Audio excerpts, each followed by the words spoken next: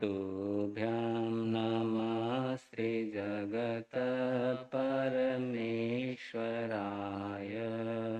तुभ्यं नमो जिनभवो दधिशोषणाय। मेरा आपकी कृपा से सब काम हो रहा है। मेरा आपकी कृपा से सब काम हो रहा है। करते हो तुम जो गुरुवर, मेरा नाम हो रहा है। करते हो तुम जो गुरुवर, मेरा नाम हो रहा है। पतवार के बिना ही मेरी नाव चल रही है। पतवार के बिना ही मेरी नाव चल रही है। हैरान है जमाना, मंजिल भी मिल रही है।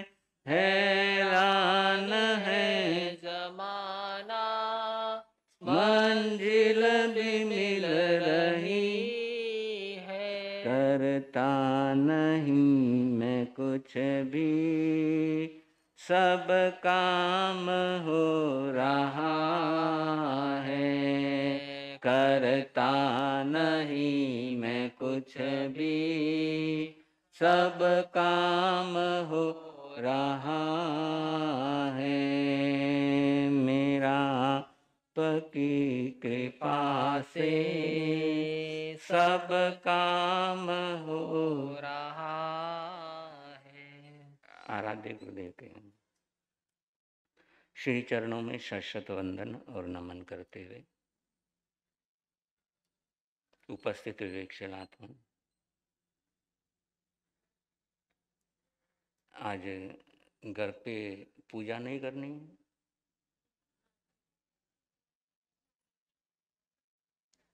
फिर यहाँ कैसे आए? आज करके आ गए।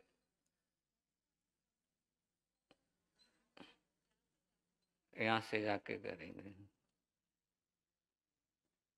हाँ, वरना नवरात्रि के पहले दिन माताएं बहनें स्थानक में 10 दिख जाए तो ही बहुत है,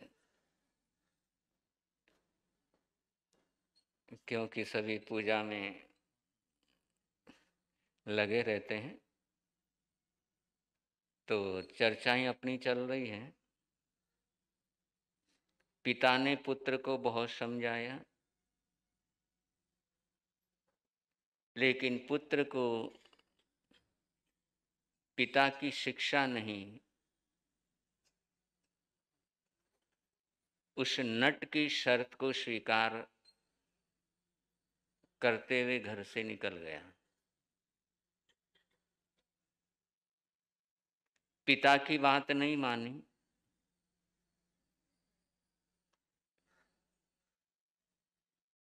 शिष्य गुरु से कहने लगा, गुरु कुछ काम के लिए जा रहा हूं, आप मुझे परमिशन दो। गुरु ने कहा, नहीं बेटा, रहने दे, अभी बाहर जाने का वक्त नहीं है।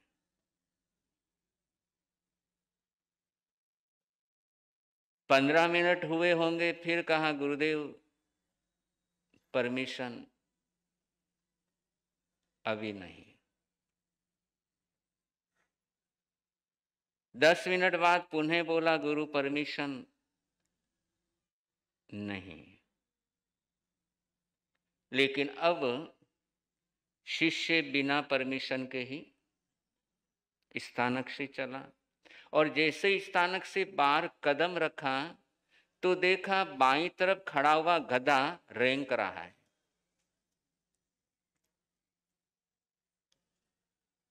अब उसने सोचा ये तो अपशकुन हो गया। वापस स्थानक में आ गया। गुरु ने पूछा क्या बात हुआ, गया नहीं? बोले वो गधा। गुरु ने कहा वारे चेले, गुरु की बात मानी नहीं और उस गधे की बात।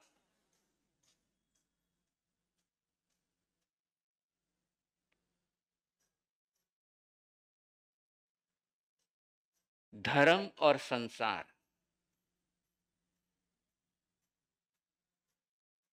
कि हम सब संसार की बात मानते हैं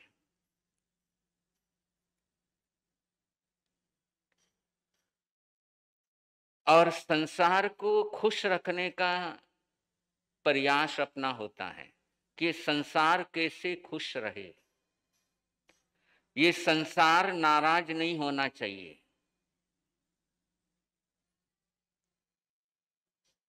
और संसार को खुश रखने का प्रयास करते हैं।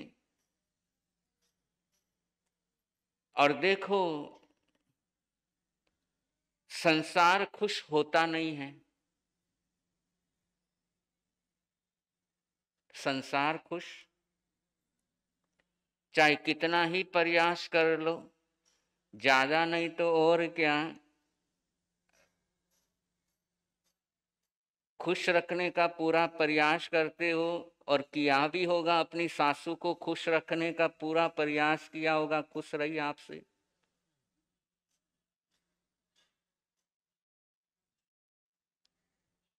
होता नहीं है।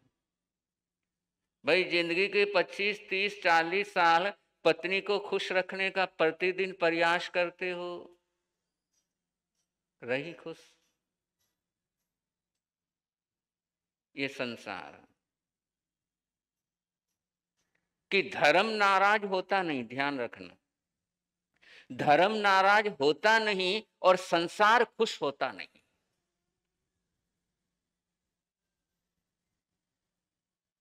संसार कभी भी एहसान मानता ही नहीं है, इतना स्वार्थी है। कितना भी कर लो, कितना भी कर लो, लेकिन कभी भी एहसान नहीं मानेगा। कितना ही समय दे दो, फिर भी शिकायत ही रहेगी, तुम मेरे लिए टाइम नहीं निकालते हो।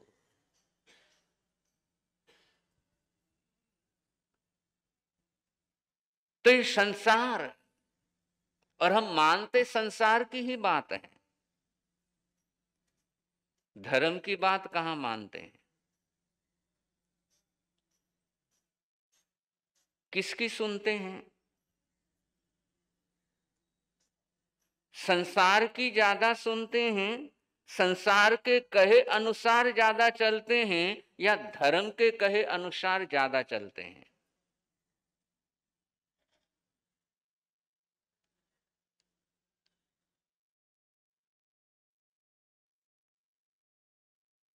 अब जिनके कहे अनुसार चलना चाहिए और चलते नहीं हैं, तो मार्ग में रुकावटें आनी ही आनी है। इसलिए संसार ये स्वार्थी है, स्वार्थी था, स्वार्थी है, स्वार्थी रहेगा।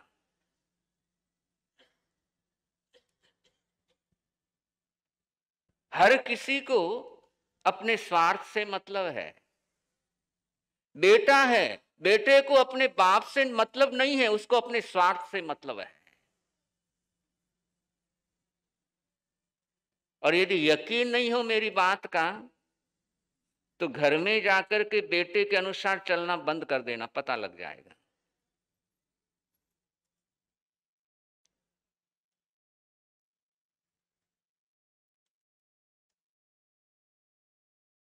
तो ये स्वार्थी है। और जब तक अपन दूसरे का स्वार्थ पूरा करते रहते हैं, तब तक हम उसके लिए मायने रखते हैं। और जब स्वार्थ पूरा करना बंद कर देंगे,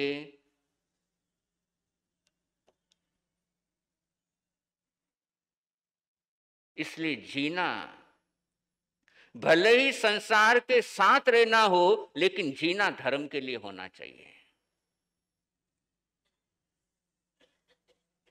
भले ही संसार के साथ रहना है, लेकिन कहना धर्म के अनुसार होना चाहिए।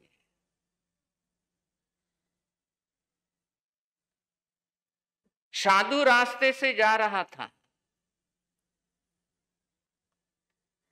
सामने से डाकू आ रहा था।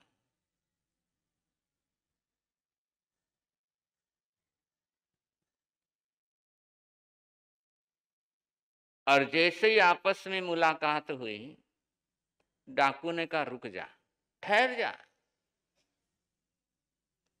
संत ने कहा मैं तो ठहरा हुआ हूं, तू ठहर जा, मैं तो रुका हुआ हूं, तुझे रुकने की जरूरत है।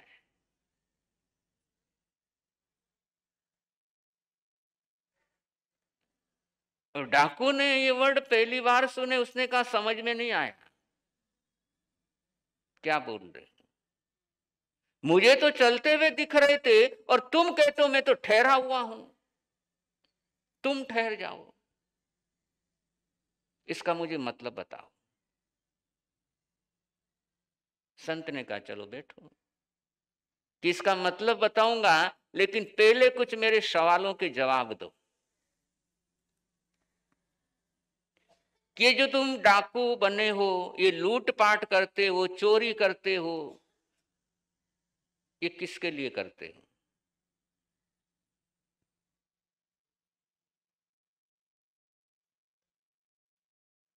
किसके लिए करते हो? परिवार के लिए, आपके लिए। आपने बोला इनको, वो तो मना करते।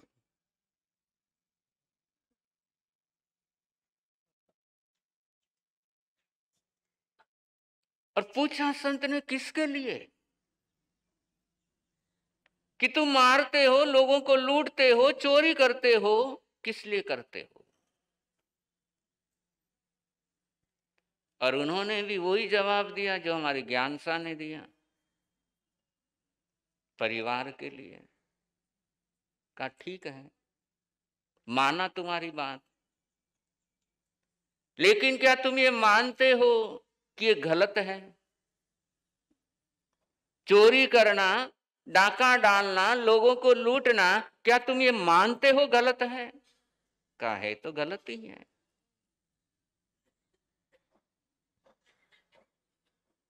कि गलत तो है, लेकिन करना पड़ता है। घर के अंदर बूढ़े माँ बाप हैं, बच्चे हैं, परिवार है, और उनके लिए तो करना ही पड़ेगा। ठीक है, करना पड़ेगा, लेकिन अगले सवाल का भी जवाब दो मुझे, कि जो गलत काम कर रहा है, तू मानता है गलत है, तो इससे कर्मों का बंधन होगा? कहा होगा। तो जिनके लिए तू कर रहा है, कर्मों का बंध तेरा होगा, तो उसमें से भी क्या डिवीजन होगा कर्मों का?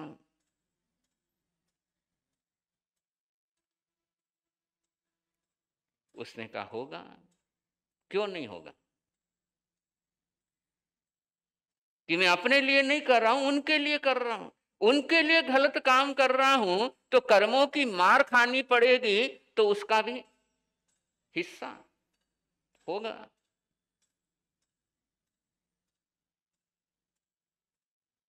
संत ने कहा कि तू तो कह रहा है, लेकिन जिसके लिए कर रहे हो उनसे पूछा है कि जब कर्मों की मार पड़ेगी मुझे, जब कर्मों का फल मिलेगा मुझे, उस समय तुम बोलोगे नहीं 100 कोड़े पड़ने हैं बेटा, 50 तू खा ले, 50?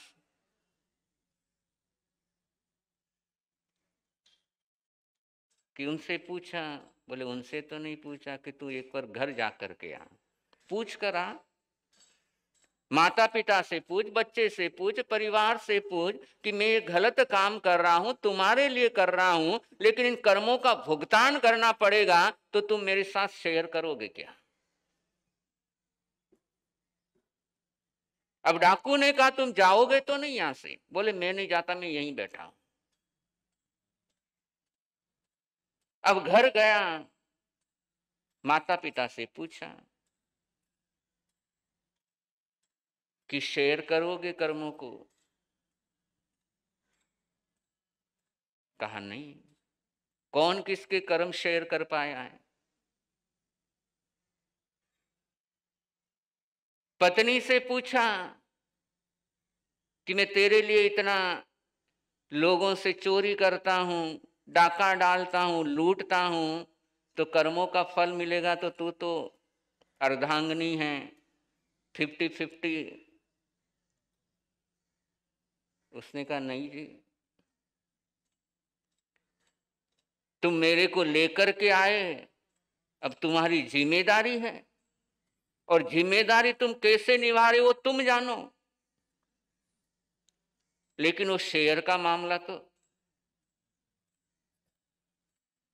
कि हाँ तुमसे डिवोर्स हो जाएगा तो तुम्हारी संपत्ति का शेयर जरूर लूंगी,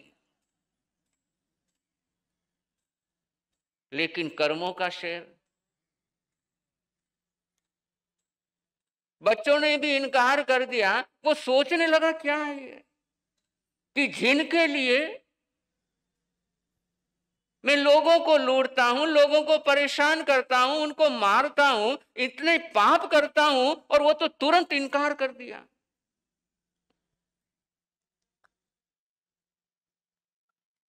उसका दिमाग घूम गया और पहुंचा वापस संत के पास। कहा भगवान, आज तक जो करता आ रहा था, अब आगे मुझे वो काम नहीं करना है, कि मैं उनके लिए झूठ बोल रहा हूं, उनके लिए चोरी कर रहा हूं, उनके लिए राग द्वेष बढ़ा रहा हूं, कि जो परिणाम उसका मिलेगा तो बंटवारा करने आएंगे ही नहीं।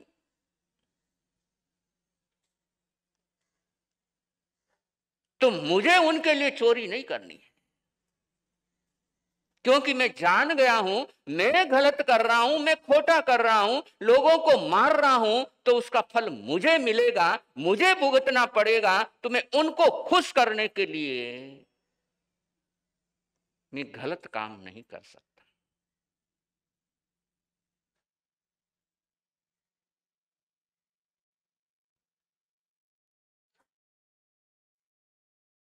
ये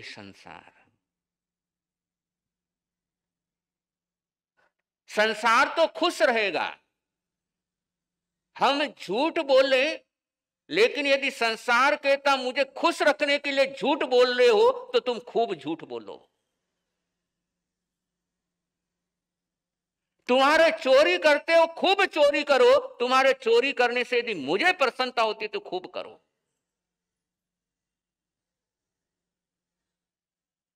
संसार तो अपना सुख देखता है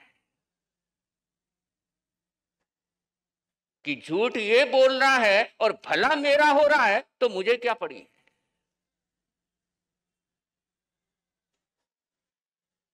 चोरी ये कर रहा है और फायदा मुझे हो रहा, तो मुझे क्या पड़ी।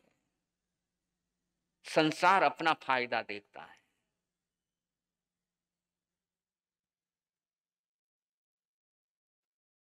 और संसार कभी मना ही नहीं करेगा, वो तो कहेगा खूब झूठ बोलो,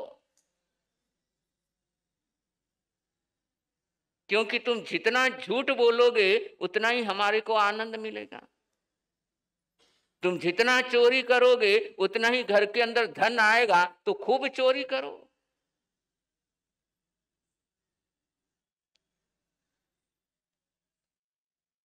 लेकिन आखिर में अपने को ही सोचना पड़ता है कि संसार तो चोरी करवाएगा, संसार तो झूठ बुलवाएगा, संसार तो गलत काम करवाएगा ही करवाएगा, क्योंकि संसार को खुशी इसी में ही है। लेकिन ये धर्म है जो कहता है चोरी मत कर,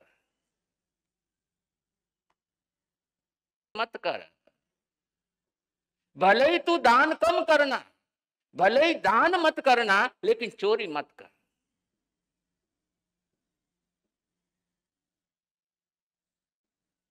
धर्म रोकता है गलत कामों से, और संसार गलत कामों की तरफ आगे बढ़ाता है,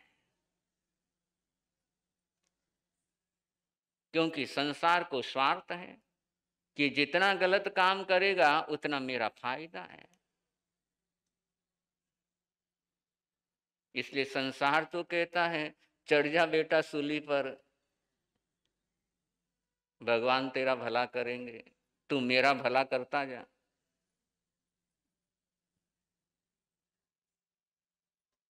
और उस डाकू ने सुना, उसका भावना नहीं है।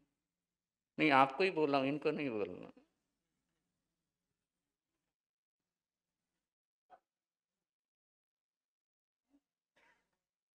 हाँ, उधर में है, उधर भी कोठारी साहब बैठे हुए हमारे दिलीप साहब, और खूब पूरे चातुर्मास में पूरा लाभ ले रहे हैं, और प्रतिदिन सामायिक आदि का भी पूरा लाभ ले रहे हैं। तो वो तो गलत काम करने वाला। वैसे आप भी डाकू हो या नहीं हो?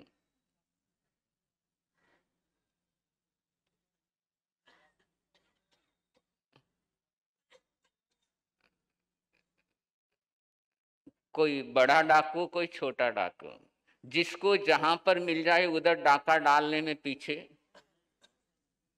मौका मिलना चाहिए। और जहां मौका मिला हाथ साफ करने में कोई पीछे, कोई छोटा चोर, कोई मोटा चोर,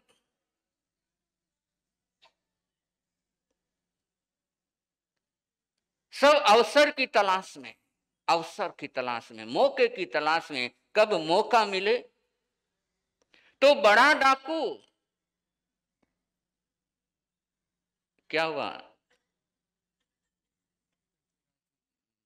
नहीं, बात नहीं अच्छी नहीं लगी, बोले महाराज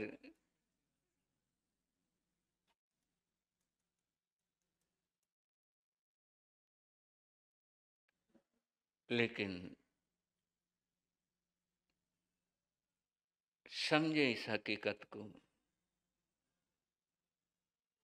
कि मैं जो पाप का घड़ा भर रहा हूं, गलत कर करके, झूठ बोल करके, कपट करके, ये जो मैं पाप का घड़ा भर रहा हूं, और घड़ा क्या, मेरे हिसाब से ड्रम भी भर गए होंगे।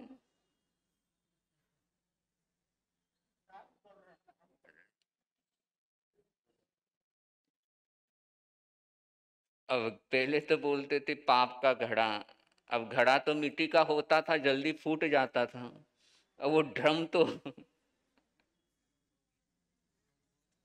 फूटते ही नहीं है। लेकिन ज्ञानी जन कहते हैं पाप छिपाया ना छिपे, छिपे तो मोटा भाग, दाबी दूबी ना रहे, रुई लपेटिया। कि हमारा पाप छिप रहा है तो समझना कि हमारी पुण्यवानी है, इसलिए पाप कर रहे हैं और पाप का घड़ा फूट नहीं रहा है। लेकिन फूटेगा, जिस प्रकार रुई में लगी हुई आग चाहे कितनी ही दबाओ प्रकट होनी ही होनी है।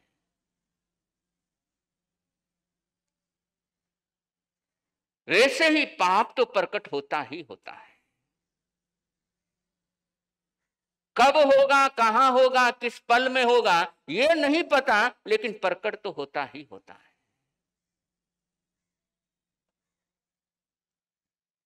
इसलिए संभल करके जीना, और जितना इन चीजों से बचाव कर सकते हैं अपना, उतना बचाव करना, क्योंकि ये तो सत्य है कि कोई किसी के कर्म को बांटता नहीं है। भले ही आप कहो कि मैं अपने लिए थोड़ी करता हूं, परिवार के लिए करता हूं, बच्चों के लिए करता हूं, उनके लिए करता हूं, लेकिन करोगे आप तो फल तो आपको ही मिलना है। और उसको समझ में आ गया और डाकू से साधु बन गया। उस युवक को समझ में नहीं आया तो नट मंडली में जाकर के मिल गया और नट कला का अभ्यास करने लगा और इतना पारंगत हो गया कि उसकी ख्याति, उसकी प्रशंसा राजा तक पहुंच गई। और राजा ने निमंत्रण दिया कि आओ हमारे राज्य में और अपनी कला का प्रदर्शन करो।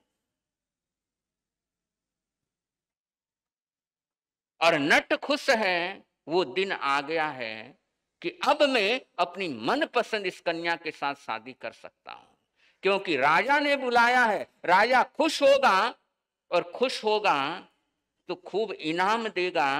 और उसके पिता की शर्त ही यही है कि अपना नट कला में प्रवीण होकर के अपनी कमाई करके मुझे दे तो अपनी कन्या की शादी करो।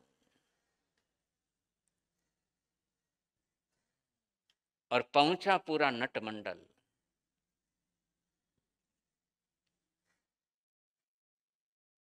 और वो नट, सेठ का बेटा नट बन गया और बांस पर चढ़ा हुआ करतब दिखा रहा है और नीचे नट कन्या खड़ी उसका हौसला बढ़ा रही है कि आज वो दिन है, ये आज का ही दिन है कि आज तूने अच्छा काम कर लिया तो तेरी भी ख्वाहिश पूरी और मेरी भी इच्छा पूरी। और राजा वो नट की कलाएं देख रहा है। हजारों की भीड़ वहां पर इकट्ठी, लोग वहां कर रहे हैं कि वाकई में कमाल की कला है। और पूरे 3 घंटे तक नट अपनी कलाएं दिखाता रहा। राजा देख रहा है, सोचता है गजब है, गजब की कला। और नट को देखते देखते उसकी नजर उस कन्या पर पड़ी और जैसे ही राजा की नजर कन्या पर पड़ी, राजा भी उस पर मोहित हो गया।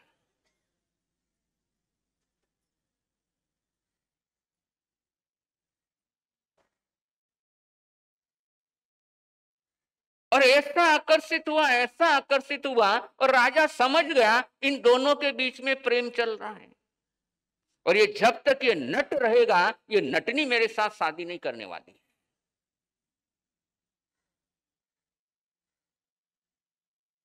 तो क्यों नहीं इसी खेल खेल में इसका काम खत्म कर दूं। ममत्वम वो श्रामी,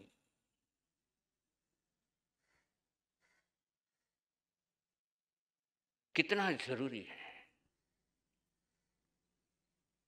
कि वो राजा कुछ देर पहले, कुछ मिनटों पहले नट से आकर्षित था, वहां नटकी कर रहा था, लेकिन जैसे ही नटनी की पर मोहित हो गया, नट से द्वेष हो गया।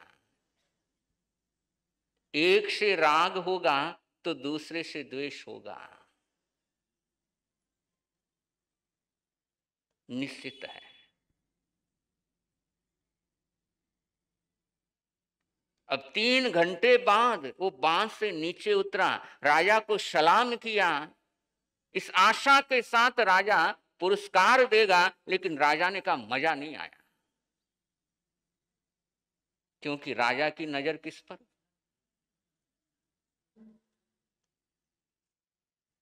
वापस बांस पर, उस रस्सी पर करतब दिखा रहा है,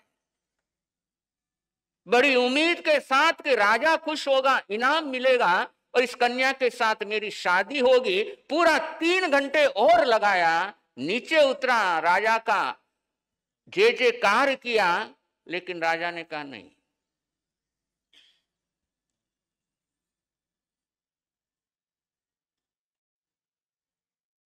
राग भी इंसान से क्या कुछ नहीं करवाता, कि जिसके प्रति अपना राग, उसके लिए आदमी क्या कुछ नहीं कर जाता है। नट वापस, कभी रस्सी पर, कभी बांस पर, वो कलाबाजियां, वो करतब, सारी जनता मंत्र मुग्ध है। और जनता भी सोचती है कि ऐसा कमाल का नट पहली बार आया, और राजा कहता आनंद नहीं आ रहा।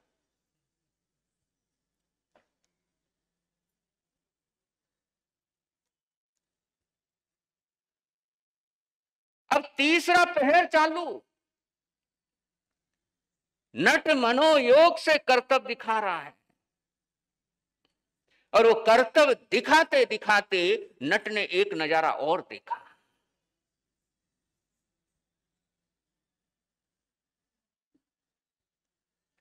उसके कदम रस्सी पर वहीं स्थिर हो गए। गजब।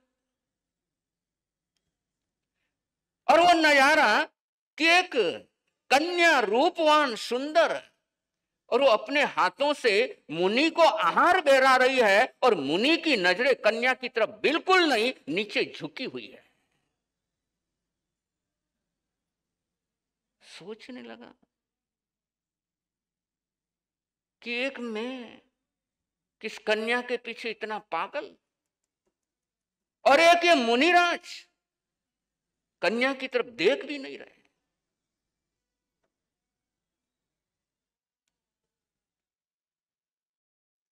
पूरा चिंतन चेंज हो गया कि कहां मैं और कहां ये, क्या मेरा जीवन, क्या इनका जीवन, कि मैं कन्या के पीछे कितना पागल हो गया, कितना बेशर्म हो गया, और कहां ये संत। और ऐसे भाव ऊंचे चढ़ने लगे, ऐसे भाव ऊंचे चढ़ने लगे कि वो नट कर्तव्य दिखाता दिखाता उसको केवल ज्ञान हो गया।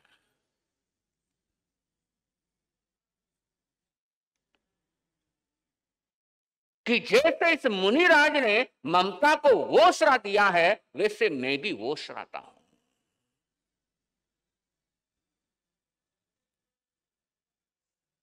और ऐसा ममत्वम वोश्रामी किया, केवल ज्ञान को प्राप्त कर लिया।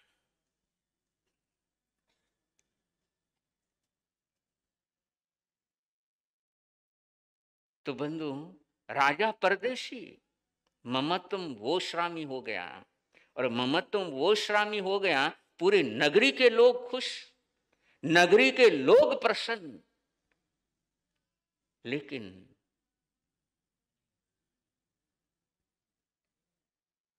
एक जना खुश नहीं।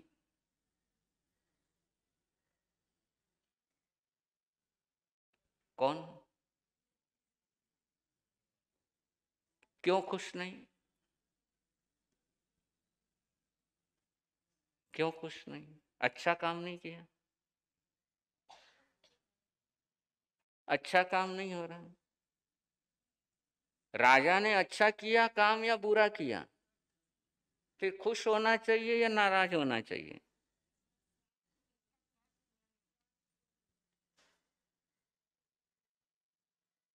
और चर्चा इसी से शुरू हुई थी कि दुनिया सिर्फ अपने स्वार्थ के लिए सोचती है।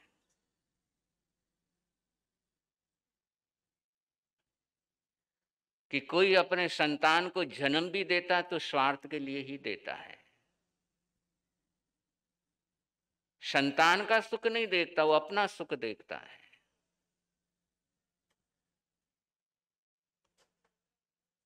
अब सूर्यकांता रानी परेशान है, दुखी है, और आगे की घटनाएं आगे के प्रवचन में, आने वाले शनिवार को इस परदेसी की कथा का समापन रहेगा। तो 5 दिन और चलेगी, क्योंकि वैसे तो बहुत जितना लंबा चला वो खींच सकते हैं, लेकिन आने वाले शनिवार को इस कथा का समापन होगा। तो आप सभी सुन रहे हैं, खूब खूब मंगल कामनाएं, सदकामनाएं देते हैं। आज का पचखान एकासना व्यासना हो। आज के एकासन व्यासन का पचखान एकासना व्यासना पचखान त्यागो। आज का हिमबिल कौन? निवी, आज का एक उपवास, आज के उपवास का पचखान चौथम बत्तम पचकामी तीहम प्यारम आश्रम का मनसा त्यागो। तपस्या करने वालों को, जिन शासन की शान बढ़ाने वालों को आज का बेला तेला, ठीक है।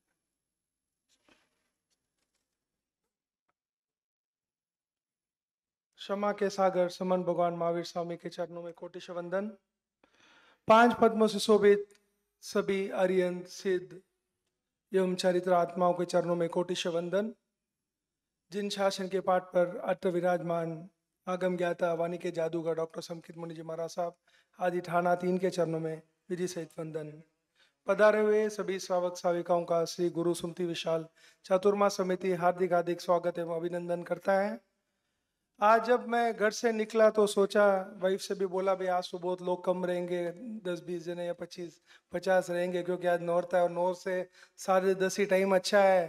तो वहाँ पे ठीक है, अंदर आया तो थोड़ी गाड़ी दिखी तो लगा कोई 50-100 जने तो होंगे। जब रजिस्टर में नाम देखा तो कम से कम 150 का नाम, 125-150 जने का नाम। तो आप सभी को बहुत बहुत अनुमोदना कि आज नया दिन, पहला दिन नवरात्रि का और नवरता का स्थापना दिवस होने के पश्चात भी आप इस सभा में पधारे हैं। आपका बहुत बहुत आभार व्यक्त करते हैं। समकित के संग समकित की यात्रा में आज 22 तारीख नवरात्रि के दिन पुची सुनम का जाप का शुभारंभ हो चुका है। ये जाप अगले महीने 22 तारीख, 1 महीने के लिए निरंतर चलता रहेगा। आप सभी जो भी इस जाप में निरंतर आ रहे हैं वो बाहर रजिस्ट्रेशन करवा दें। और रात्रि 8:15 से 9:15 बजे तक एक अनोखा माँ मंगलकारी अनुपूर्णी का जाप इसी प्रांगण में रहेगा। उसमें आप सब परिवार अपने इस बच्चों के साथ पधारें और लाभ लिरावें। 28 तारीख रविवार को राज ऋषि भीष्म पितामह पूज्य श्री समकित मुनि जी महाराज, सुमति प्रकाश जी महाराज साहब का जन्मोत्सव मनाया जाएगा। 29 तारीख को आइम्बिल दिवस, जो भी आइम्बिल करना चाहते हैं अपना नाम लिखा दें, और जो आइम्बिल की ओली में अपना नाम लिखाना चाहते हैं वो भी कृपया बाहर रजिस्टर करवा दें ताकि उसकी व्यवस्था समिति द्वारा हो सके। बाहर गांव बाहर बाजार से पधारे हुए सभी श्रावक श्राविकाओं के लिए भोजन की व्यवस्था रखी गई है कि समिति को अतिथि सत्कार का लाभ दिलावें। आज के सामूहिक प्रत्याख्यान एवं मंगल पाठ। नमो अर्हंतानम, नमो सिद्धानम, नमो आर्याणम, नमो वज्रायणम, नमो लोय शवशानम। तो आज से रात्रिकालीन 10 दिवसीय यहाँ पर अनुपूर्वी बीज मंत्र की अनुपूर्वी का यहाँ पर पारायण होने वाला 1 घंटे के लिए रात्रिकालीन 8:15 से 9:15 बजे। जरूर सबने उपस्थित रहने का प्रयास करना है। इस जाप में जो कोई भी लाभ लेना चाहें तो बार काउंटर पर अपना नाम लिखवा दें और इसका नकरा 3100 रुपये रखा गया है, तो कृपया ध्यान दें।